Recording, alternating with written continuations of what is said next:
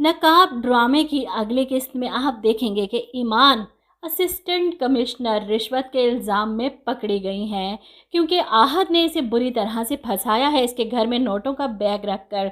तो सबसे पहले तो मुझे हैरत इस बात पर है कि ईमान असिस्टेंट कमिश्नर है, इसके घर में कोई सिक्योरिटी नहीं, कोई सीसीटीवी कैमरास नहीं। मतलब कोई भी घुसकर इसके घर में पैसों का बैग रख देगा, कोई भी घुसकर इसको धमकियां दे लेगा और कोई रोकने वाला नहीं। हैरत की बात है ना कि असिस्टेंट कमिश्नर भी एक आम शहरी की तरह लावारिस दिखाया गया है इस ड्रामे में। और बिलाल डिप्टी कमिश्नर तो शायद इसीलिए बना है कि वो ईमान नाम की असिस्टेंट कमिश्नर को प्रोटेक्ट करता फिरे। इसके पास और कोई दूसरा काम नहीं। जैसा कि अब तक आपने देखा कि आहद और तैमूर के बाप ने मिलकर ईमान को फंसाने की कोशिश की है। बिलाल इसे रोकने की कोशिश करता है, लेकिन ईमान तो ज़िद में अड़ जाती है। अपने ओहदे का रौब इतना है कि मैं असिस्टेंट कमिश्नर हूँ, मैं किसी से नहीं डरती।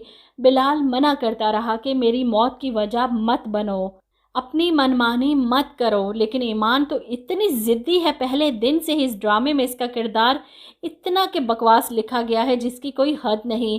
इतना सब कुछ होने के बावजूद कुछ तो अकल आ जानी चाहिए थी इसे, कम से कम अपने डिप्टी कमिश्नर की बात ही मान लेती।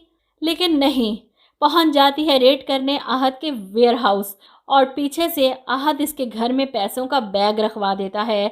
अब तैमूर, जिसे लगता है कि आहद और इसके बाप ने ईमान को मरवाने की चाल चली है, वो पहुंच जाता है ईमान को बचाने। लेकिन यहाँ पर जब असिस्टेंट कमिश्नर को कुछ नहीं मिलता, सारी इतलात गलत थी, फेक थी, इसकी रेड का कोई फ़ायदा नहीं हुआ, वो मायूस होकर घर वापस चली जाती है।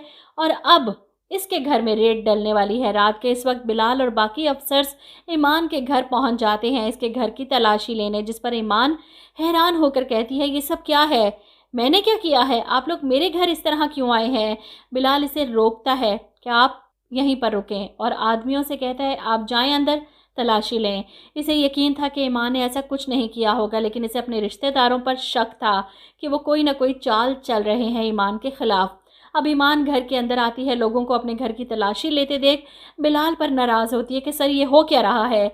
जिस पर बिलाल कहता है ये सिर्फ कानून को फॉलो कर रहे हैं, बेहतर होगा कि आप भी कोऑपरेट करें। ऐसे में ईमान चीख पड़ती है, लेकिन मैंने कोई रिश्वत नहीं ली, आप मेरे घर की तलाशी लेंगे। जिस पर बिलाल कहता है आपने कोई रास्ता छोड़ा है।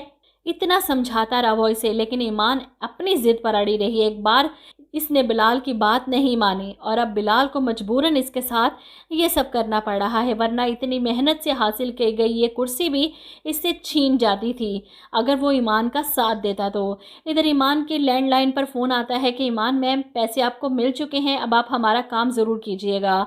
ये भी आहत की साजिश थी ताकि मौके पर मौजूद अफसरों को ईमान की हकीकत बताई जा सके। ऐसे में ये लोग ईमान के घर से पैसों का भरा बैग बरामद करके टेबल पर लाकर रखते हैं और बैग देखकर ईमान वहीं सोफे पर गिर जाती है। मुझे नहीं पता ये कहाँ से आया है, लेकिन मौके पर ईमान के घर से ये रिश्वत का बैग मिला है, इसलिए पुलिस इसे गिरफ्तार करके ले जा रही है। आहत ने तो ईमान का तमाशा बनाने के लिए बाहर मीडिया भी इकट्ठा करवा लिया था और मीडिया वाले मुसलसल तस्वीरें खींच रहे हैं, ब्रेकिंग न्यूज़ चल रही है। और ये सब देखकर ईमान आंखों में आंसू लिए बिलाल से कहती है, तो ये थी वो बारात जो आप मेरे घर लाना चाहते थे। अब बिलाल इस बेवकूफ़ को क्या समझाए, वो क्या चाहता था और इसने क्या कर दिया। इन लोगों के ट्रैप में आ गई, मीडिया को पीछे करने की कोशिश करता है और ईमान को पुलिस कस्टडी में यहाँ से गिरफ्तार करके ले जाया जाता है। अब इसकी गिरफ्तारी की खबर जब इसके वालिद को पता चलेगी तो इन्हें कितना दुख होगा कि इनकी बेटी तो ऐसा कर ही नहीं सकती।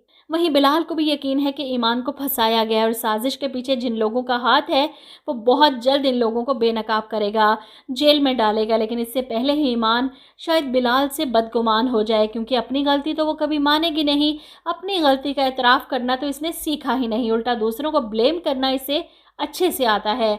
अपनी इस बदनामी का सारा ब्लेम वो बिलाल पर डालेगी। अगर मुझसे मोहब्बत होती तो यूं बदनाम ना करते मुझे। वहीं दूसरी तरफ मीडिया में चलने वाली ब्रेकिंग न्यूज़ को देखकर आहत तो बहुत खुश है। इसने अपनी इंसल्ट का बदला ले लिया ईमान से। और ये खुशखबरी जब वो ज़ारा को सुनाता है कि रंगे हाथों पकड़ी गई है वो, अब कोई नहीं बचा सकता उसे।